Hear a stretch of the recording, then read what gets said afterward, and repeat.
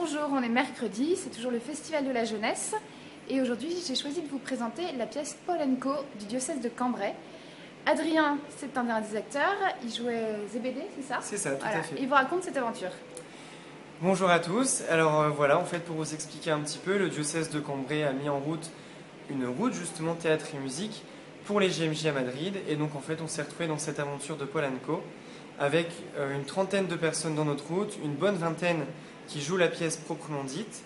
Et donc en fait, l'histoire raconte le procès de Paul avec donc des personnes pour sa défense et des personnes contre lui. Pour vous expliquer un petit peu, on s'est réunis environ une répétition par mois depuis le mois de janvier.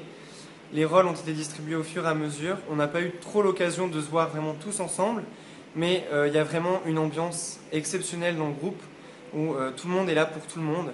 Et on se rend compte qu'en jouant la pièce, on la joue d'une façon de plus en plus forte. À chaque représentation, il y a vraiment quelque chose qui se passe avec le public, avec les personnes qui sont sur la scène, donc de notre route. Et c'est vraiment quelque chose qui se passe. Et en fait, la pièce, on la joue pas pour nous, c'est le Christ qui parle à travers nous et qui transmet sa parole à tout le monde en fait.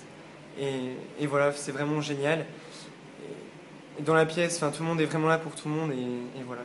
Où est-ce qu'on peut la voir après Madrid, après les JMJ? Alors après Madrid, ça va être très difficile parce que normalement on ne la rejoue plus, sauf que notre évêque de Cambrai souhaite qu'on la rejoue dans notre diocèse, donc on ne connaît pas encore la date, mais en tout cas, ce qui est sûr, c'est qu'on risque de la rejouer au moins une fois dans notre diocèse.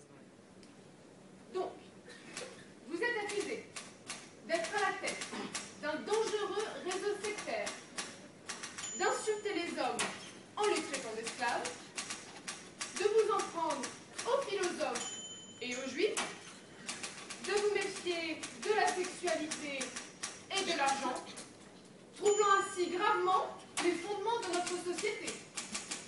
Vous imposez silence à ceux qui manifestent leur désaccord avec vos idées doctrinaires. Et enfin, vous fatiguez le monde avec votre Christ. Votre Christ. Jésus que Monsieur de Tars s'appelle Christ. C-H